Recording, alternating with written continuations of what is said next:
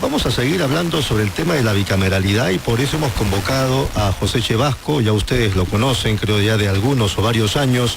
Él ha sido un puntal importantísimo en los parlamentos en su calidad de oficial mayor. Ya no lo es, pero su experiencia nos puede ayudar esta mañana para encontrar algunas luces sobre su importancia.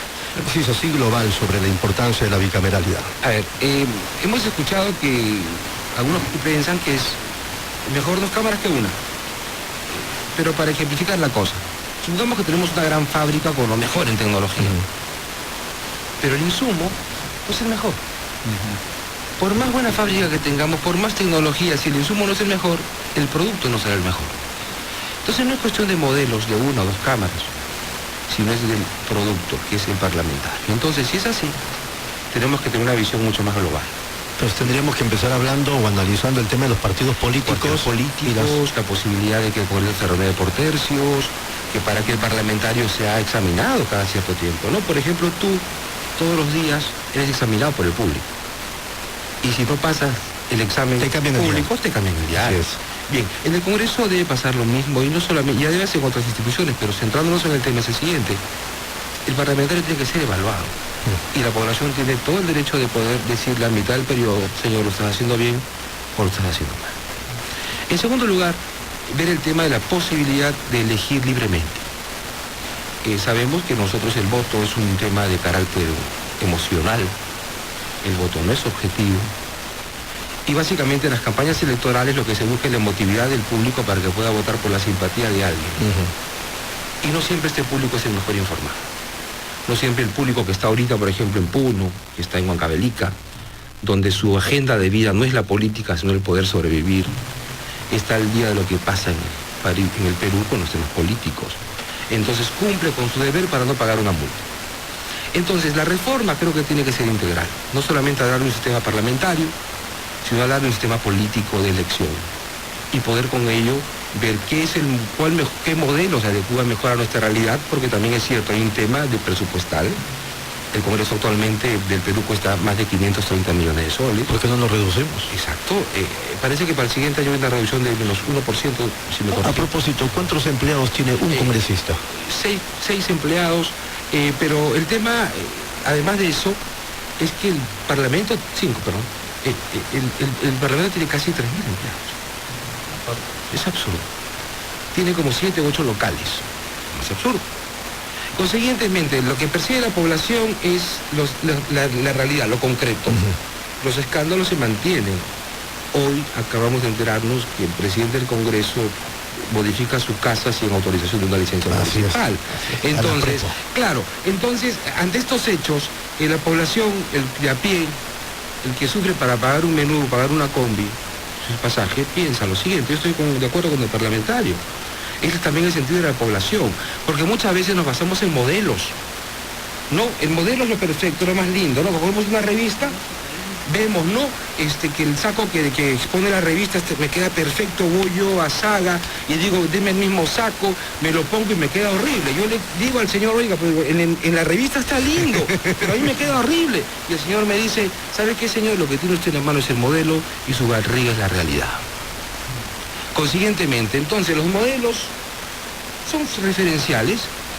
Lo que tenemos que ver es nuestra realidad. Y esa es la reflexión que yo traigo esta mañana. Muy bien, Giovanna Casallo. Sí, buenos días, José, ¿cómo estás?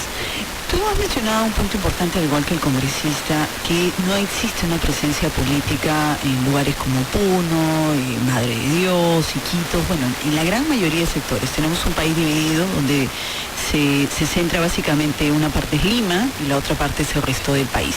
La gente va y vota simplemente para evadir, pagar una multa.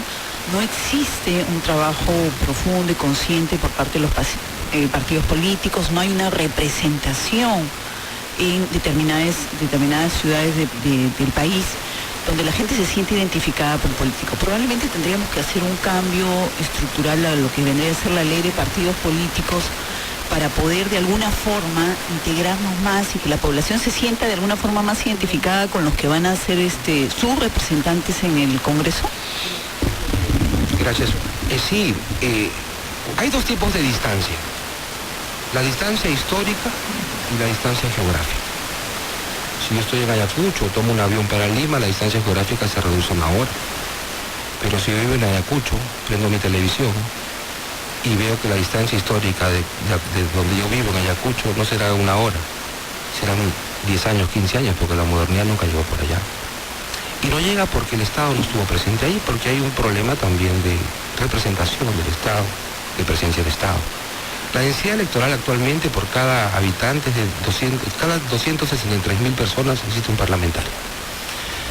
En ello también tenemos que reflexionar, porque la posibilidad, y sobre todo con la aplicación de las tecnologías de información, donde la gente, por ejemplo, ahorita nos escucha, y cuando siente cólera o ira, la persona que nos escucha recibe nuestro mensaje, pero no tiene cómo retornarnos el mensaje.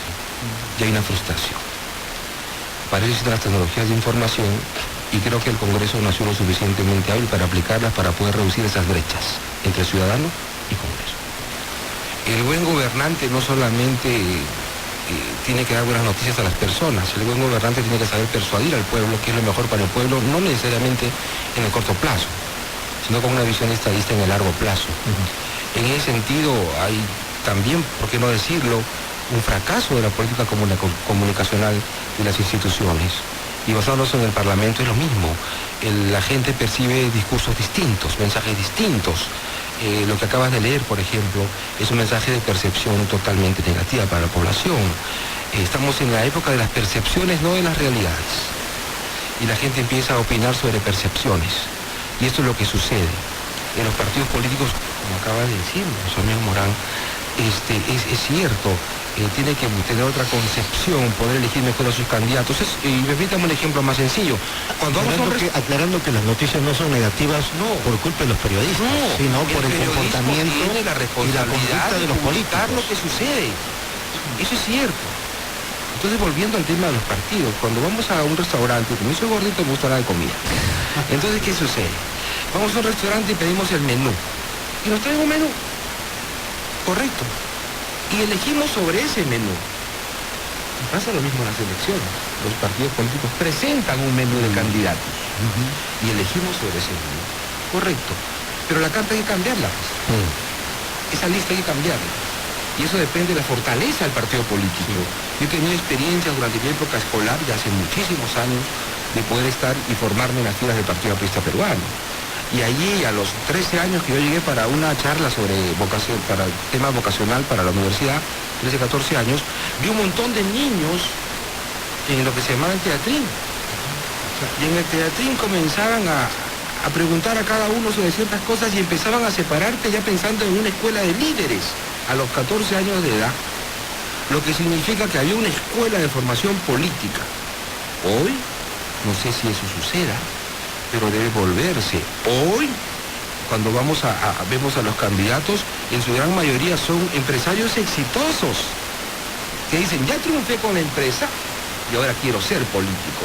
Entonces van con un sentido empresarial, lógicamente que no son ciudadanos disminuidos, pero también es cierto de que existe una dualidad, una doble cara en esa moneda, del interés político y del interés económico.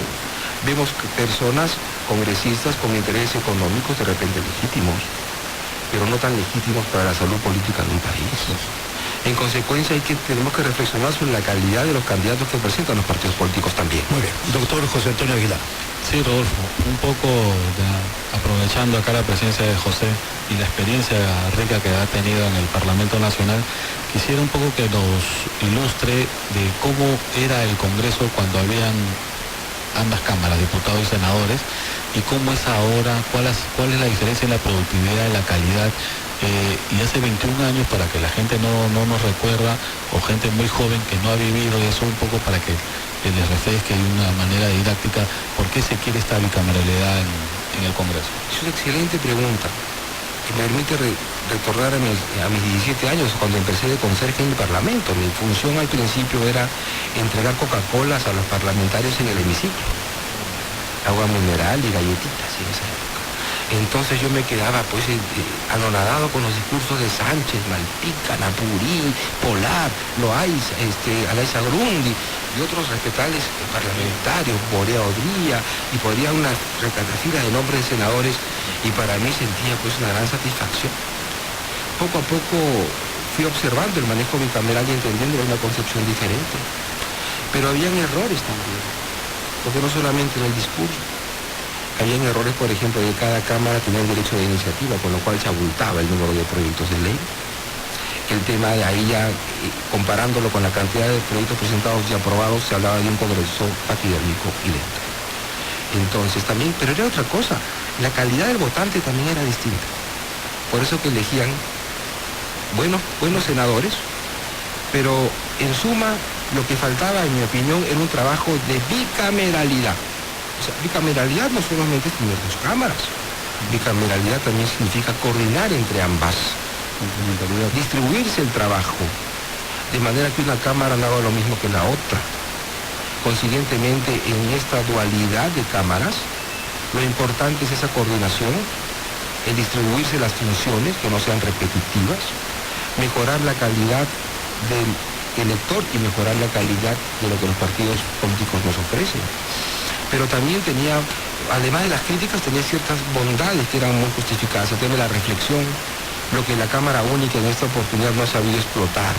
Esa segunda votación que se inventa, y creo yo que es un buen ensayo para reflexionar sobre la aprobación de un proyecto de ley, nunca se dio. Durante el quinquenio pasado, el 95%, si no me equivoco, el 95% de proyectos de ley fueron dispensados de la segunda votación. Muy bien, el tiempo nos ha ganado. Les agradecemos a José Cheval.